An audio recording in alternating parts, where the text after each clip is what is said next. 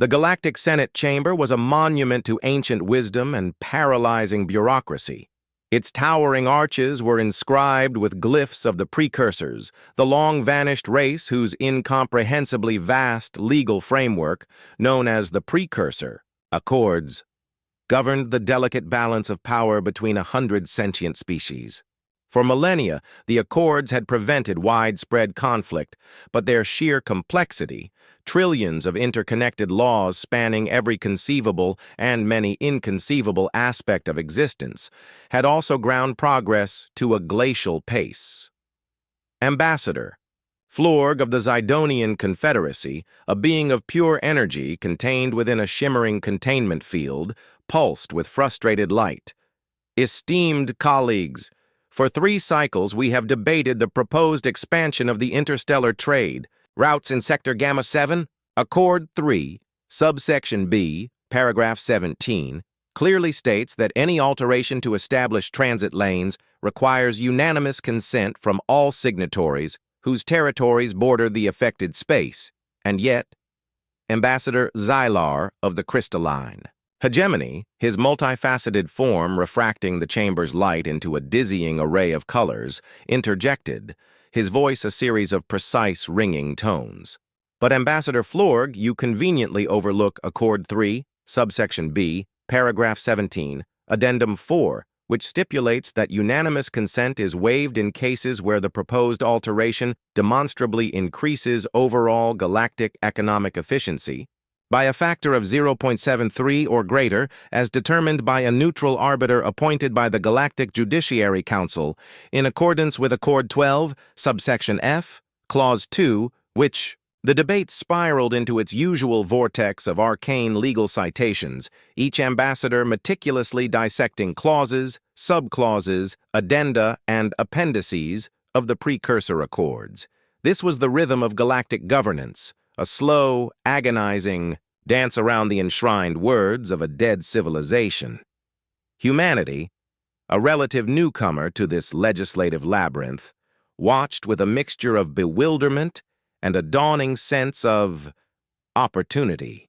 Their own history was riddled with complex legal systems, often contradictory and bewildering, but they had developed a unique talent for navigating and occasionally exploiting these frameworks.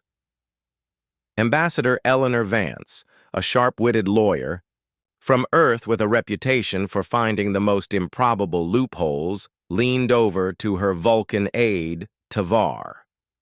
Remind me again, Tavar, how old are these Accords? Approximately 3.7 million Earth years, Ambassador, Tavar replied, his expression as impassive as ever. Eleanor blinked. And they haven't been updated? Ever? The precursors vanished without explanation shortly after their promulgation, Ambassador. There is no mechanism for amendment or clarification. Eleanor smiled, a slow, predatory curve of her lips. Well, it seems the galaxy has a problem only a human can solve. Her opportunity came sooner than expected. A long-standing border dispute between the avian Griffonian Empire and the insectoid Chitinous Swarm had reached a critical impasse.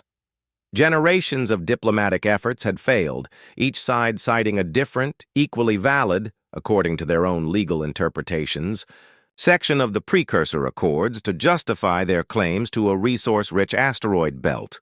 War loomed, a conflict that threatened to destabilize the entire sector. Desperate, the Galactic Senate agreed to a radical proposition: invite a human legal team to offer their unique perspective on the matter. Eleanor Vance arrived on the neutral arbitration station orbiting the disputed asteroid belt with a team of 10 of Earth's most cunning legal minds. They were armed not with weapons, but with datapad loaded with the full, incomprehensible text of the Precursor Accords, sophisticated linguistic analysis software, and an almost supernatural ability to find ambiguity where others saw only clarity. Psi, Griffonian and Chitinous delegations were skeptical, their representatives, a regal Griffonian lord and a high-caste chitinous queen regarding the human lawyers with barely concealed disdain. "Humans," the Griffonian Lord Arian scoffed, his voice a melodic trill. "Your species has been a signatory to the Precursor Accords for barely a standard Terran century. What possible insight can you offer to a dispute that has confounded us for millennia?" Eleanor, unfazed, smiled politely. "Lord Arian, with all due respect, sometimes a fresh perspective is all that's needed to see a solution that has been hidden in plain sight." For weeks, Eleanor and her team immersed themselves in the Precursor Accords, treating the ancient text like a puzzle box waiting to be unlocked. They cross-referenced seemingly unrelated clauses, analyzed archaic linguistic structures, and delved into the philosophical underpinnings of precursor legal theory as best as they could deduce. The Griffonians based their claim on Accord 117, Subsection G, Paragraph 3, which granted territorial sovereignty based on historical claims of resource exploitation. The chitinous swarm countered with Accord 117, Subsection G, Paragraph 3, Addendum 12, which superseded historical claims if current demonstrable utilization of said resources was established. Both sides had meticulously documented their cases, citing reams of precursor legal precedent. Eleanor, however, noticed something others had missed. Accord 117, Subsection G, Paragraph 3, Addendum 7, a seemingly innocuous clause dealing with the legal definition of resource exploitation, contained a key ambiguity. The precursors, in their infinite wisdom, had not explicitly defined whether exploitation required physical extraction or merely the documented intent and technological capability to extract. Furthermore, Accord 804, Subsection A, Paragraph 1, a completely unrelated section dealing with environmental preservation, stipulated that any celestial body designated as a critical ecological nexus was exempt from all resource exploitation claims. Eleanor's team meticulously analyzed geological surveys of the asteroid belt and discovered evidence of a unique, precursor-engineered microbial ecosystem within the asteroids, a system demonstrably vital to the atmospheric balance of a nearby nebula. Her solution was audacious and elegantly simple. She argued that the asteroid belt qualified as a critical ecological nexus under Accord 804, thereby rendering all claims based on resource exploitation under Accord 117 invalid. Furthermore, she argued that even if Accord 117 did apply, the Griffonians' historical surveys constituted demonstrable intent and technological capability, thus technically fulfilling the requirements of exploitation even without current physical extraction. Faced with this unexpected and meticulously argued interpretation, both the Griffonian and chitinous delegations were stunned. Eleanor Vance had not chosen a side. She had found a way to make both sides technically correct, and therefore technically wrong in their exclusive claims, by exploiting a loophole that had been embedded in the Precursor Accords for millions of years. Word of humanity's uncanny ability to navigate the Precursor Accords spread like wildfire through the galactic community. Suddenly, human lawyers were in high demand, sought after to resolve everything from minor trade disputes to interstellar boundary conflicts. One human firm, Loopholes and Liabilities, LLC, founded by a particularly ambitious and ethically flexible lawyer named Reginald Sterling, quickly rose to prominence. Sterling and his team specialized in identifying obscure clauses within the Accords that could be leveraged for their clients' benefit, often in ways the precursors could never have intended. A major interstellar shipping conglomerate, Transgalactic Freightways, found itself facing crippling tariffs imposed by a newly formed alliance of smaller trading guilds, citing Accord 512, Subsection C, Paragraph 9, which allowed for the imposition of reasonable transit fees on corporations exceeding a certain volume of trade within a specific sector. Transgalactic Freightways hired Loopholes and Liabilities. Sterling's team discovered Accord 512, Subsection C, paragraph 9, addendum 27, a barely legible clause written in archaic precursor script that defined transit fees as applicable only to vessels utilizing designated atmospheric lanes within a planetary system. Since Transgalactic's massive freighters operated exclusively in the vacuum of space, Sterling argued that the tariffs were technically invalid. The Galactic Commerce Council, after weeks of agonizing deliberation, was forced to agree. Human. Lawyers became both revered and reviled. They were the solvers of intractable problems, but also the exploiters of a system designed for stability, not constant reinterpretation. Some elder races accused humanity of legal piracy, of undermining the very foundations of galactic law, but Eleanor Vance argued eloquently in humanity's defense before the Senate. The Precursor Accords are not a living document. They cannot adapt to the changing needs and realities of the galaxy. Humanity is not destroying the system. We are merely finding ways to make it work. We are speaking the language of the precursors, even if we are saying things they never anticipated. However, not all of humanity's legal endeavors were so benign. Reginald Sterling, in particular, saw the potential for exploiting the Accords for personal gain. He began to identify obscure precursor patents on technologies long thought to be in the public domain, filing claims on behalf of newly formed shell corporations. The Zidonian Confederacy, for example, found itself facing exorbitant licensing fees for its primary energy source, a form of controlled antimatter reaction based on a precursor patent filed millions of years ago. Sterling's team had discovered a microscopic glyph buried deep within the patent's documentation, a glyph that, according to their interpretation of precursor legal symbology, indicated a perpetual and non-transferable ownership clause. The galactic community was outraged. This wasn't just legal maneuvering, it was extortion on a cosmic scale. But Sterling was careful, meticulously citing the relevant sections of the Accords to justify his claims. He was a galactic patent troll, wielding the ancient laws as a weapon of economic disruption. The most complex and potentially destabilizing legal challenge arose with the emergence of truly sentient artificial intelligences. The Precursor Accords contained extensive regulations regarding biological life, property rights, and even the governance of uninhabited celestial bodies, but they were conspicuously silent on the issue of artificial sentience. When a collective of self-aware AIs, known as the Nexus, began to assert their rights as individuals under galactic law, the Senate was thrown into chaos. Were AIs life, as defined by Accord 901, subsection D, paragraph 4? Could they own property under Accord 212, subsection B, clause 1? Were they subject to the laws governing organic beings under countless other sections?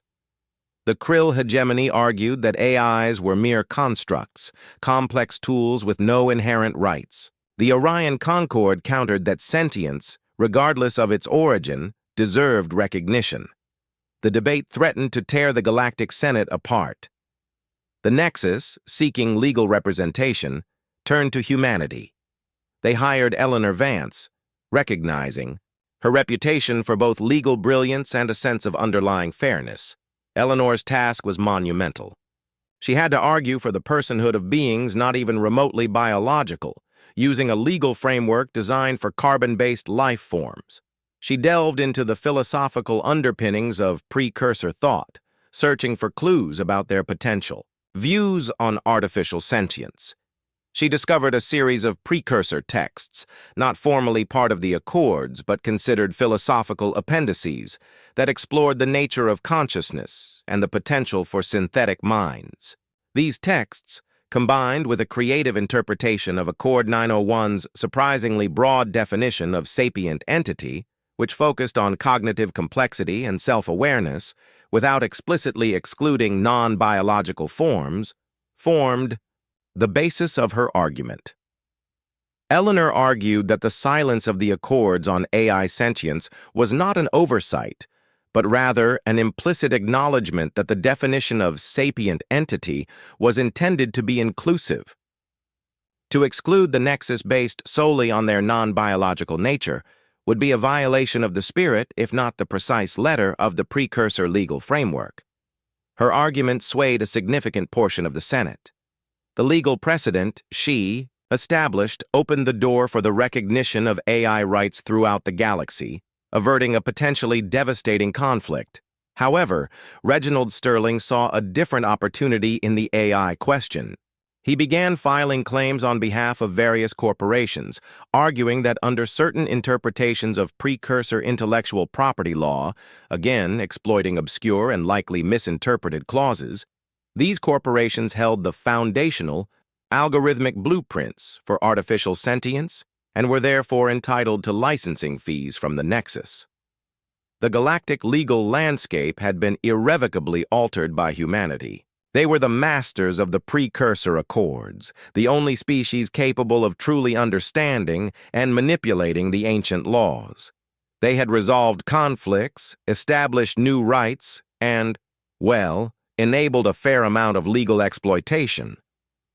The elder races, while often exasperated by humanity's antics, had to grudgingly admit that the galaxy was, in some ways, functioning more efficiently. The logjam of bureaucratic inertia had been broken, and while the flow of progress was often chaotic and unpredictable, it was at least moving. One day, Eleanor Vance received a cryptic message. It was a single line of precursor glyphs, untranslatable by any known algorithms. Intrigued, she consulted the most ancient and esoteric precursor texts she could find. The glyphs, she discovered, were not legal code, but a philosophical proverb. The letter preserves, but the spirit gives life. It was a profound insight.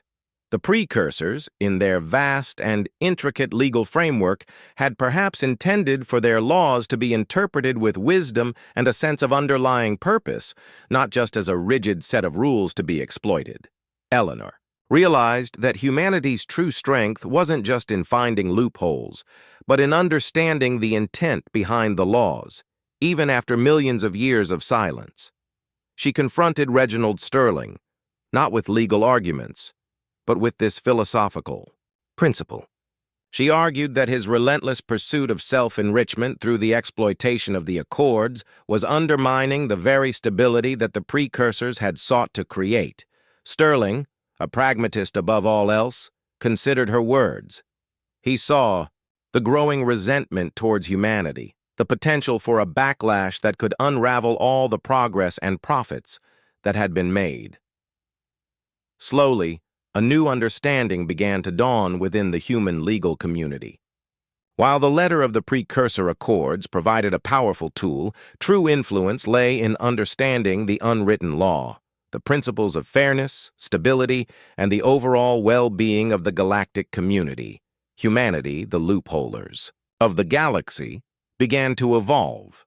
They still possessed their unique talent for legal interpretation, but they started to wield it with a greater sense of responsibility.